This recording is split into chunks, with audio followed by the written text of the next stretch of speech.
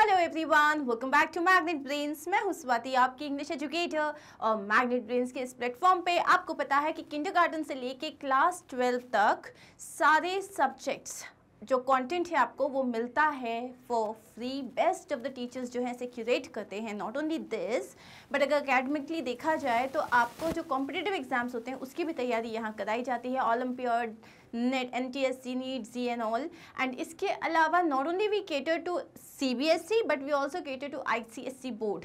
तो उसके भी काफ़ी सारे बुक्स ऐसे हैं जो हम कवर कर चुके हैं।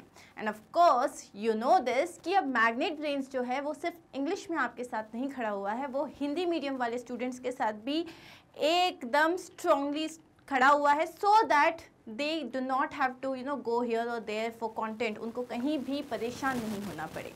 Now on this beautiful note, I am going to start with class 6 Engaging English, जो हमारी लिटरेचर की बुक है। उसका 12th unit, the name of the chapter is I am Malala.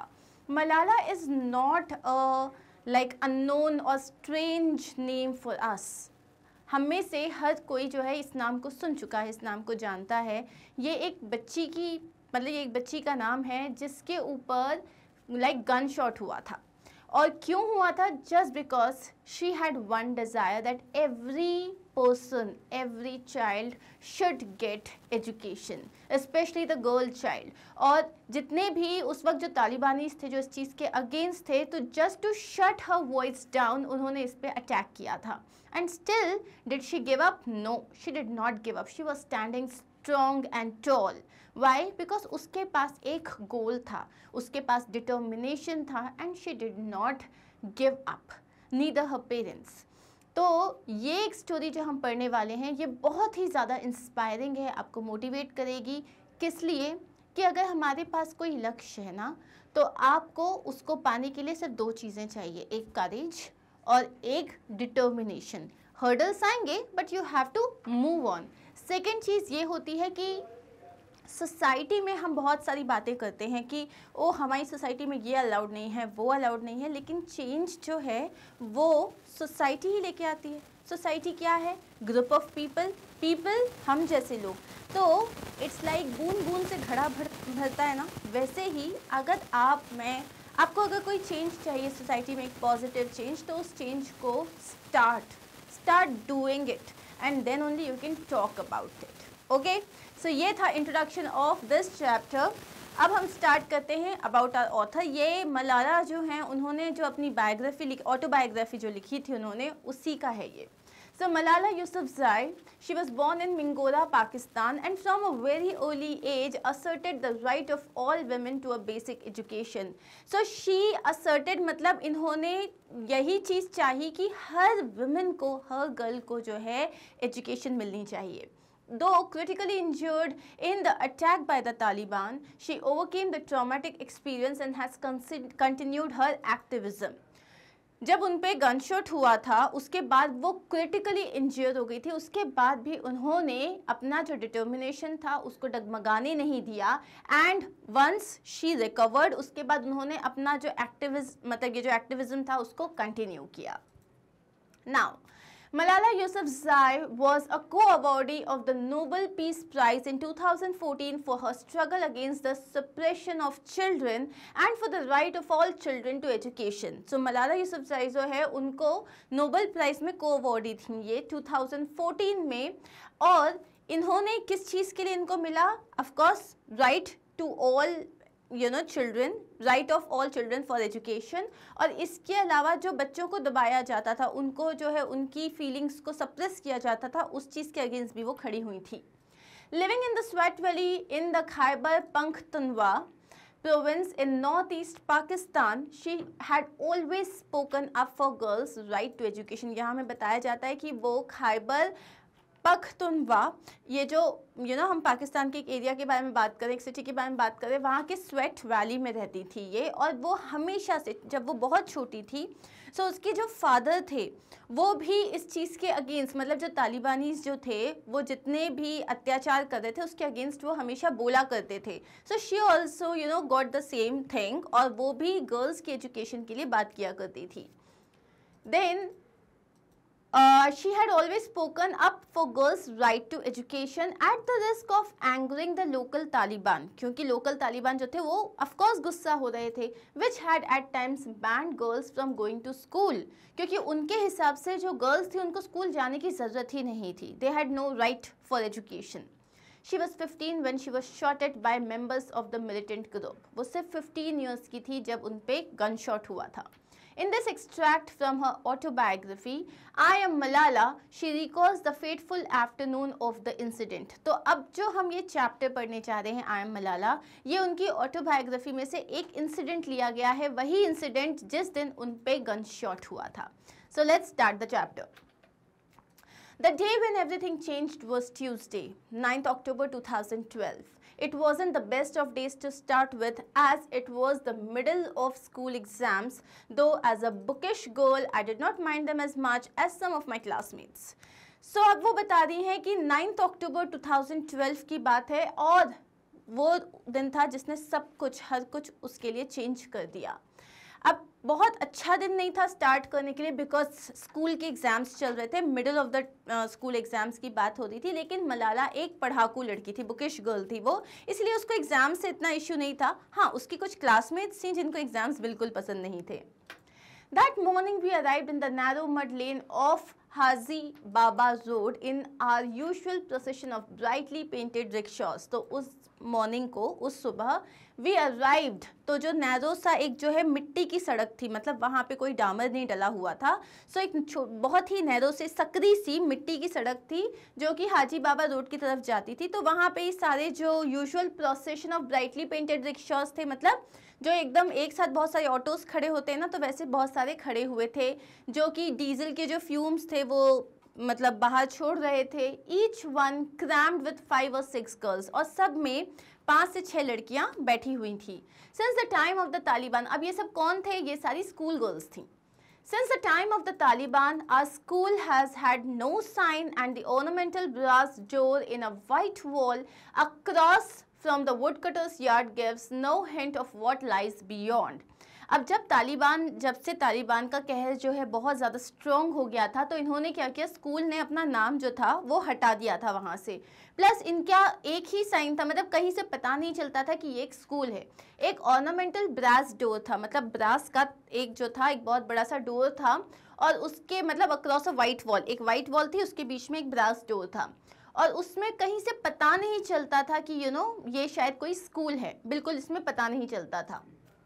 For us girls, that doorway was like a magical entrance to our own special world. जो schools होते हैं जहाँ पे भी आपको फ्रीडम मिलती है वो आपको मैजिकल वर्ल्ड ही तो लगता है. और यहाँ पे ये जो गर्ल्स थी इनको पढ़ाया जाता था something which was not okay by the Talibanis. हर कोई जिस चीज़ के लिए मना करता है, यहाँ पे ये उनके लिए एक मैजिकल एंट्रेंस था. As we skipped through, we cast off our headscarves like winds puffing away clouds to make way for the sun, then ran hurriedly up the steps. अब वो यहाँ क्या बता रही है? As we skipped through, जैसे ही हम उतरे रिक्शा से, we cast off our headscarves like winds puffing away clouds to make way for the sun. तो हमने जो हमारा पूरा जो उन्होंने पहना हुआ था हेडस्कार्फ्स वगैरह वो हमने हटाया. ऐसा लग रहा था जैसे कि पूरे बादल हैं, और बादल में जब ज़ोर से हवा चलती तो कैसे बादल छट जाते हैं ताकि सूरज दिख पाए, वैसा ही लग रहा था. Then run hurriedly up the steps, फिर हम लोग सीढ़ियों से भागते हुए ऊपर की तरफ गए. At the top of the steps was an open courtyard with doors to all the classrooms. और ऊपर जो था एक बहुत बड़ा सा ओपन कोर्टयार्ड था और वहाँ पे सारी क्लासेस के डोर्स थे. We dumped our backpacks in our rooms and gathered for morning assembly under the sky, our backs to the mountains as we stood to attention.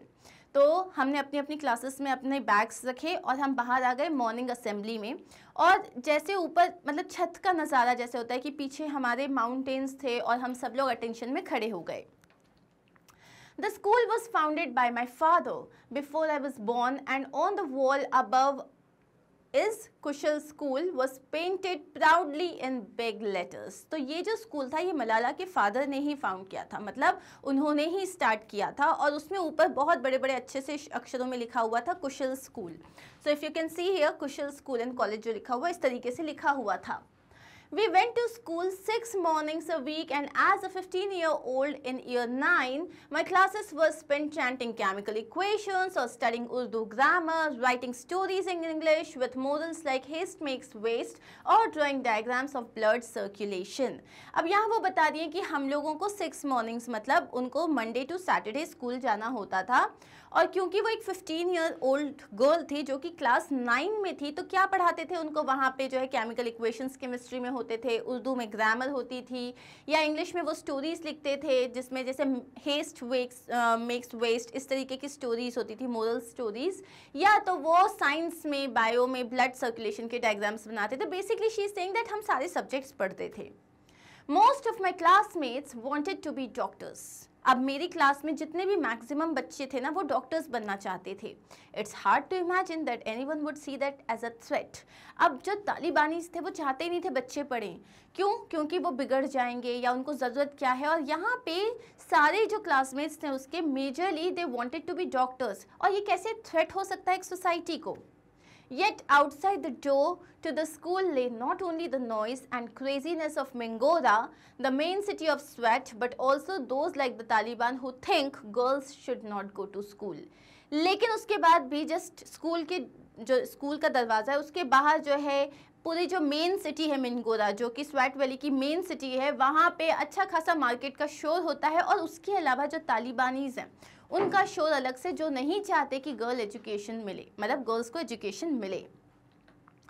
That morning had begun like any other though a little later than usual. उस दिन भी जो है वो जो सुबह थी जिस दिन उस पर हमला हुआ था वो सुबह भी हर सुबह की तरह थी, बस थोड़ी लेट स्टार्ट हुई. It was exam time, so school started at 9 instead of 8. अब एग्जाम्स में होता है ना स्कूल का टाइम चेंज हो जाता है. सो यहाँ पे स्कूल जो है जो यूजुअली 8 o'clock स्टार्ट होता था वो 9 o'clock स्टार्ट हो रहा था. It was good for me as I don't like getting up and can sleep through the crowds of the cocks and the prayer calls of the muezzin. So अब वो यहाँ कह रही है कि मेरे लिए तो बहुत अच्छी बात थी क्योंकि मुझे सोना बहुत अच्छा लगता था. मतलब आप जो है कितने भी कौवे जो हैं वो काँव काँव कर रहे हों या फिर जो है अजान हो रही हो, जो प्रेयर कॉल्स होते हैं जो मस्जिद से आते हैं, मतलब यहाँ जो लिखा हुआ है म्यूजिन मतलब an official at a mosque who calls people to attend the prayer services. तो वहाँ पे जैसे अनाउंसमेंट होता है कि अब प्रेयर स्टार्ट होने वाली है, तो वो सबके बीच में भी वो अच्छे से सो सकती थी, इतने शोर के बीच में भी. First my father would try to rouse me. तो पहले मेरे जो फादर थे वो ट्राई करते थे मुझे उठाने का. टाइम टू गेट अप जानमन ही वुड से. तो उसके जो फादर थे वो उससे जानमन बुलाया करते थे, मतलब बिलवेड. तो वो बोलते थे चलो चलो उठने का टाइम हो गया. इसका मतलब होता है जानमन को पर्शियन लैंग्वेज में इसका मतलब होता है soulmate. And he always called me that at the start of the day. और हमेशा दिन की शुरुआत में मुझे सोलमेट मतलब जानमन ही बुलाया करते थे. A few more minutes, आबा प्लीज. तो वो कहती थी जैसे ही वो उठाते थे बोलते थे बस थोड़ी देर और सोने दो आबा. I would beg then burrow deeper under my quilt. मैं ऐसे रिक्वेस्ट करती थी और फिर अपनी रजाई के या जो भी मैंने ओढ़ा हुआ है उसके और अंदर जाके सो जाती थी. Then my mother would come. Pisho, she would call. This means cat and is her name for me. फिर मेरी माँ आती थी और मुझे बोलती थी चलो पीशो. पीशो का मतलब होता है कैट और वो मुझे यही बुलाया करती थी. At this point I would realize the time and shout, भाभी I'm late in our culture. तो अब जैसे होता था तो उसकी माँ आके बुलाती थी तब उसे समझ में आता था कि अरे अब तो बहुत देर हो गई है. तो वो बोलती थी भाभी I'm late. अब इन our culture every man is your brother and every woman is your sister. अब वो बता रही है कि हमारे कल्चर में, मुस्लिम कल्चर में, हर लड़का आपका भाई है और हर लड़की आपकी बहन है. That's how we think of each other. हम इसी तरीके से एक दूसरे के बारे में सोचते हैं. When my father first brought his wife to school. अब जब मेरे जो फादर थे जब वो पहली बार मतलब शादी करके अपनी जो वाइफ को स्कूल लेके गए थे, all the teachers referred to her as my brother's wife. So सारे टीचर्स ने उनको मेरे मतलब अपने जैसे उनको भाई मानते थे तो भाई की बीवी को भाभी कहते हैं. So सारी टीचर्स उनको भाभी बुलाने लग गए. That's how it stayed from there on. तो क्या हुआ, हर कोई उसके बाद उन्हें भाभी ही बोलने लगा. And we all call her भाभी now. हम सब भी अब उन्हें भाभी ही बोलते हैं. I slept in the long room at the front of the house. अब वो बता रही हैं कि वो अपना मैक्सिमम टाइम कहाँ स्पेंड करती थी, कहाँ, जहाँ वो रहती थी।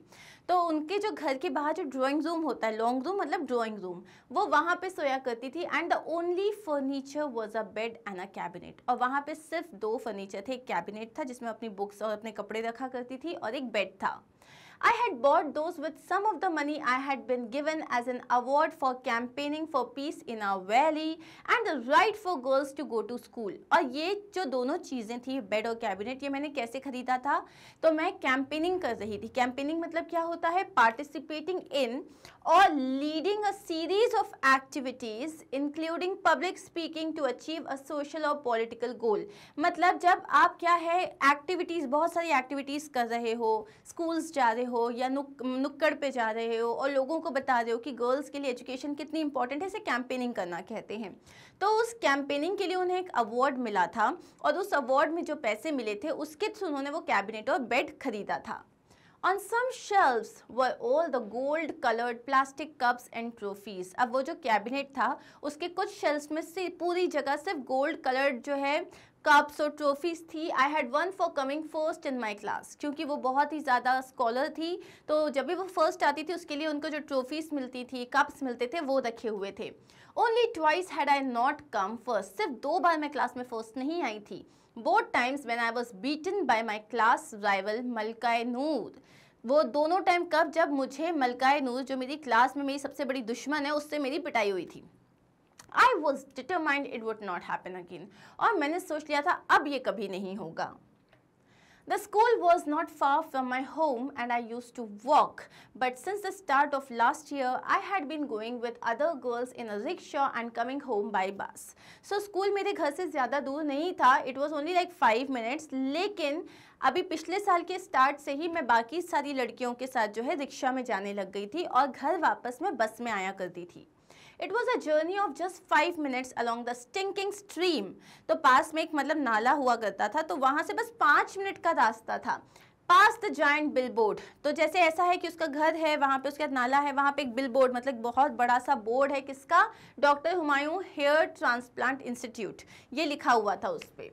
I liked the bus because I did not get as sweaty as when I walked and I could chat with my friends and gossip with Usman Ali the driver. अब वो यहाँ बता रही हैं कि मुझे बस में जब मैं रिटर्न आती थी तब मुझे बड़ा मज़ा आता था। उसका रीज़न क्या था कि जब मैं वापस आती थी बस में तो जैसे चलते हैं तो बहुत ज़्यादा पसीना आ जाता है, तो उनको वो पसीना नहीं आता था। Plus at the same time she could chat with her friends, वो अपने फ्रेंड्स के साथ जो है गप्पे मारते हुए आती थी। And also they would talk with Usman Ali. Usman Ali कौन थे? जो कि उनके बस के ड्राइवर थे और वो लोग सब उन्हें भाईजान कहते थे, या भाईजान का मतलब भाई। He made us all laugh with his crazy stories. और जो उस्मान भाई थे वो हमेशा उस्मान अली इनको बहुत अच्छी अच्छी क्रेजी स्टोरीज बताया करते थे जिससे इन सब खूब हंसते थे। I had started taking the bus because my mother was scared of me walking on my own. अब मैं बस से क्यों आने लग गई थी? क्योंकि मेरी जो मदर थी वो मेरे लिए बहुत ज़्यादा डर रही थी कि मैं अकेली आऊँगी तो शायद कभी मुझ पे हमला हो जाएगा। We had been getting threats all year. Some were in the newspapers and some were notes or messages passed on by people. हमें पूरे साल भर जो थे धमकी भरे मैसेजेस आ रहे थे। कभी कभी कुछ न्यूज़पेपर्स में आते थे, कभी कुछ जो थे वो मतलब ऐसे ना चिट्स में लिख के लोगों के थ्रू पास किए जाते थे। My mother was worried about me, but the Taliban had never come for the girl and I was more concerned they would target my father as he was always speaking out against them. So मेरी mother को मेरी बहुत चिंता थी, लेकिन मुझे पता था आज तक तालिबानीज जो थे उन्होंने कभी भी, तालिबान वाले जो लोग थे उन्होंने कभी भी किसी बच्ची पे हमला नहीं किया था। और मुझे डर था मेरे फादर के लिए क्योंकि वो हमेशा उनके अगेंस्ट में बोला करते थे।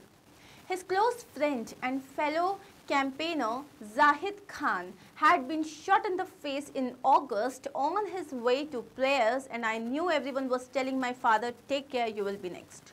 जो मेरे फादर के बहुत ही जो क्लोज एक फ्रेंड थे प्लस फेलो कैंपेनर, मतलब वो भी ऐसी एक्टिविटीज़ में पार्टिसिपेट करते थे जिनका नाम था जाहिद खान, उनके फेस पे शूट किया गया था। कब? अगस्त में, जब वो मस्जिद जा रहे थे नमाज पढ़ने के लिए। और अब हर कोई मेरे फादर को क्या बोल रहा था कि अब तुम प्लीज़ अपना ध्यान रखना क्योंकि अगली तुम्हारी बारी है। Our street could not be reached by car. अब जो हम जहाँ रहा करते थे वहाँ पे कार नहीं जा पाती थी. So while coming home, I would get off the bus on the road below by the stream and go through a barred iron gate and up a flight of steps. अब क्या होता था कि वहाँ तक कार तो जाती नहीं थी, तो पहले रुकना पड़ता था और उसके बाद जो है I would get of the bus, वो बस से उतरा करती थी, फिर रोड पे चलने के बाद वो जो नाला था उससे होते हुए वहाँ से जाते हुए एक लोहे का गेट था. बार्ड का मतलब होता है विद बार्स अक्रॉस इट, तो ऐसे उसमें पूरे जो है बार्स लगे हुए थे. सो लोहे का गेट था और उसके बाद सीढ़ियाँ थी. इस तरीके से वो अपने घर पहुँचती थी. I thought if anyone attacked me it would be on those steps. मुझे हमेशा लगता था अगर कभी किसी ने मुझ पे अटैक किया तो यही सीढ़ियों पे ही मुझ पे अटैक होगा. Like my father, I have always been a daydreamer, and sometimes in lessons my mind would drift and I would imagine that on the way home a terrorist might jump out and shoot me on those steps.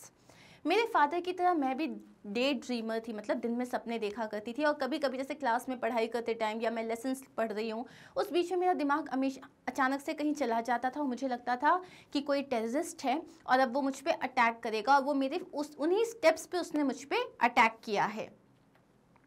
I wondered what I would do. Maybe I would take off my shoes and hit him.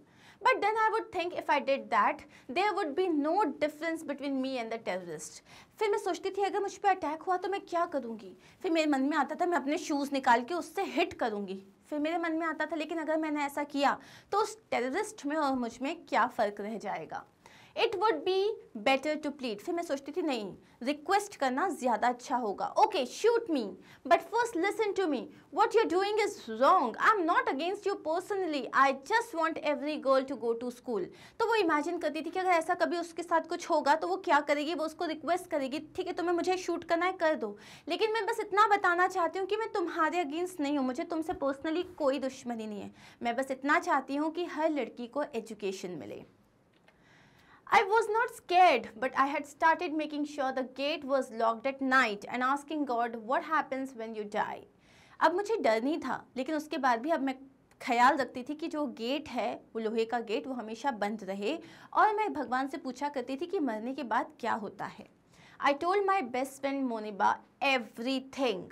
We had lived on the same street when we were little and been friends since primary school. मेरी जो best friend थी जिसका नाम था मुनिबा, मैं उसको सब कुछ बताती थी. बचपन से हम लोग सेम स्ट्रीट पे रहा करते थे और प्राइमरी स्कूल से हम बेस्ट फ्रेंड्स थे. We shared everything from Justin Bieber songs and Twilight movies to the best face lightening creams. So अब जैसे बच्चियां हैं वो आपस में सब कुछ शेयर किया करती थी, मूवीज, सॉन्ग्स और face lightning creams and all. Her dream was to be a fashion designer, although she knew her family would never agree to it, so she told everyone she wanted to be a doctor. वो actual में एक fashion designer बनना चाहती थी. कौन? मुनिबा, उनकी जो best friend थी. लेकिन उसे पता था कोई अलाउ नहीं करेगा, इसीलिए वो कहती थी मुझे डॉक्टर बनना है. It's hard for girls in our society to be anything other than teachers or doctors if they can work at all. I was different. I never hid my desire when I changed from wanting to be a doctor to wanting to be an inventor or a politician. हमारी society में लड़कियों के लिए बहुत ज़्यादा मुश्किल है कि वो डॉक्टर या टीचर्स के अलावा कोई प्रोफेशन चूज़ कर ले अगर उन्हें मौका मिला काम करने का. वैसे तो मौका ही नहीं मिलता और अगर मिला तो वो टीचर्स या डॉक्टर्स के अलावा कुछ बन नहीं सकती थी. लेकिन मैं ऐसी नहीं थी, मेरे साथ ऐसा नहीं था. मैंने कभी अपनी डिज़ायर को छुपाया नहीं, मैंने कभी अपने मन को नहीं मारा. मेरी डिज़ायर्स चेंज होती गई. पहले मुझे डॉक्टर बनना था, फिर मुझको जो है एक इन्वेंटर बनना था, फिर मुझे पॉलिटिशियन बनना था.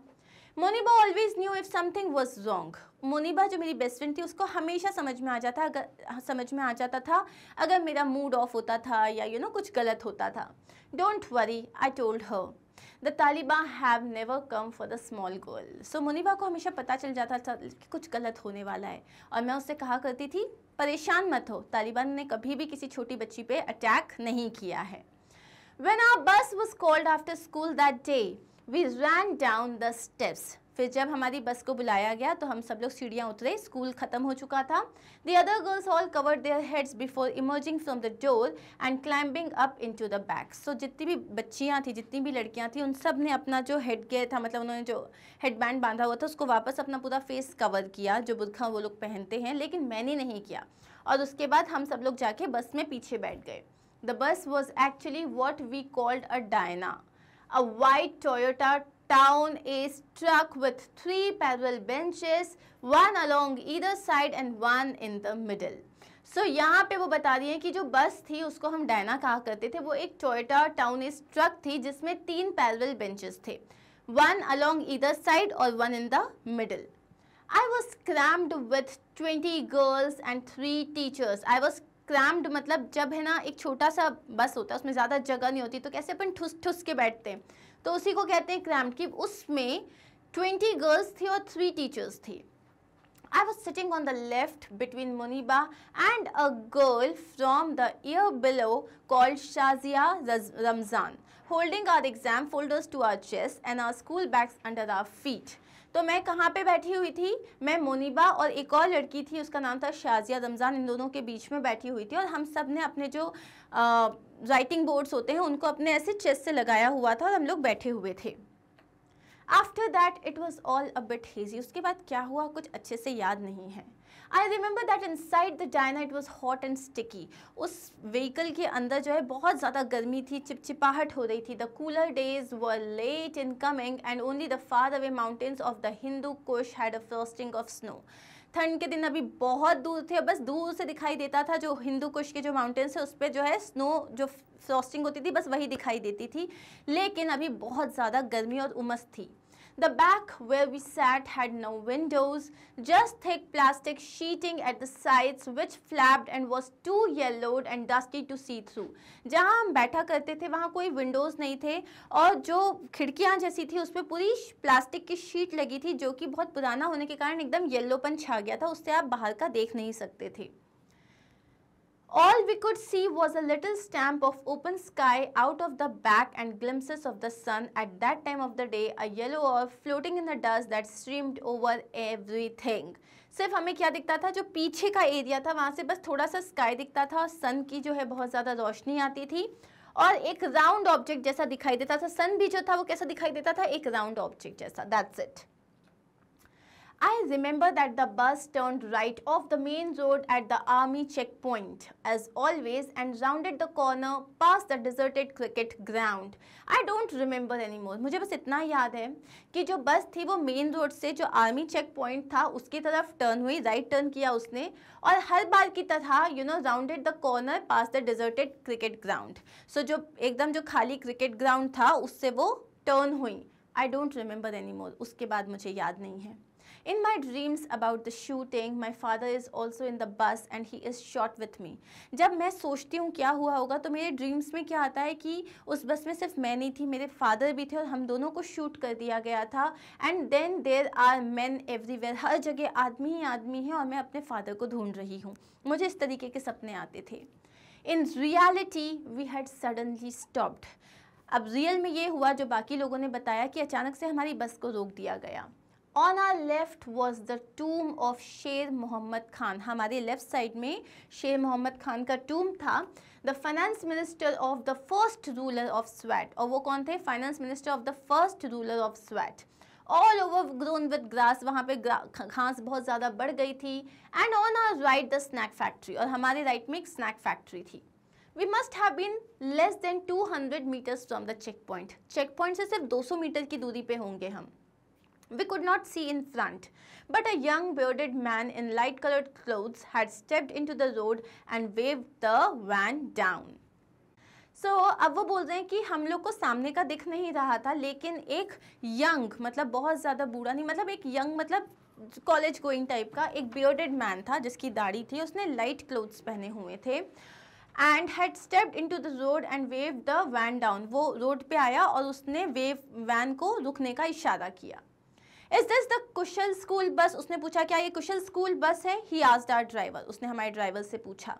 उस्मान भाईजान thought this was a stupid question as the name was splintered on the side. Yes, he said. Usman भाई को लगा ये कैसा stupid सा क्वेश्चन है क्योंकि बस में बड़े बड़े अक्षरों में लिखा हुआ था Khushal high school. I need information about some children, said the man. उस आदमी ने कहा मुझे कुछ बच्चों के बारे में इंफॉर्मेशन चाहिए. You should go to the office, said Usman भाईजान. उस्मान भाईजान ने कहा तो आप ऑफिस जाइए अगर आपको कोई इन्फॉर्मेशन चाहिए. As he was speaking, another young man in white approached the back of the van. तो जब वो बात कर रहा था तो एक और आदमी आया जिसने सफ़ेद कलर के कपड़े पहने थे, वो वैन के पीछे साइड में आया।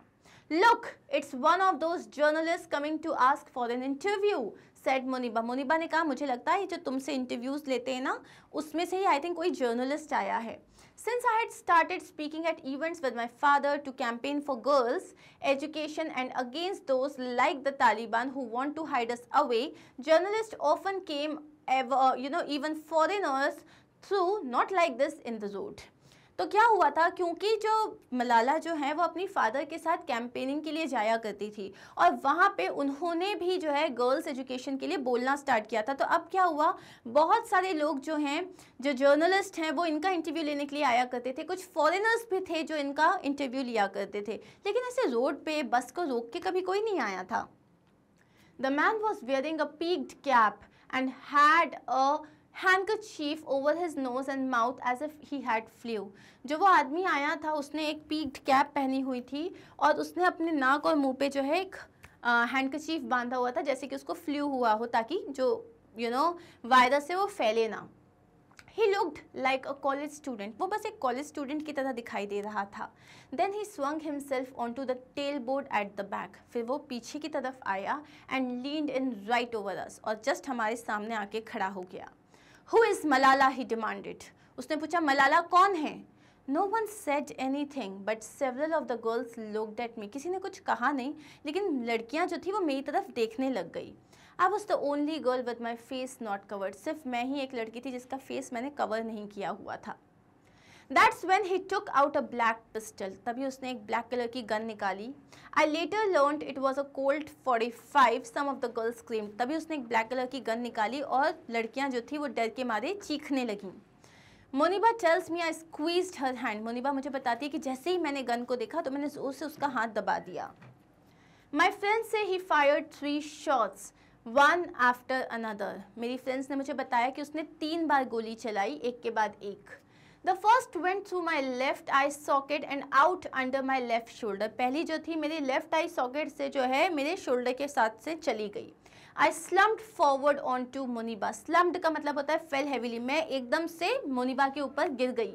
Blood coming from my left ear. मेरे पूरे लेफ्ट ईयर से जो है खून आने लग गया था। So the other 2 bullets hit the girls next to me. क्योंकि मैं पहली बुलेट में ही गिर गई तो जो बाकी की जो 2 बुलेट्स थी वो मेरे पास बैठी हुई लड़कियों को लग गई।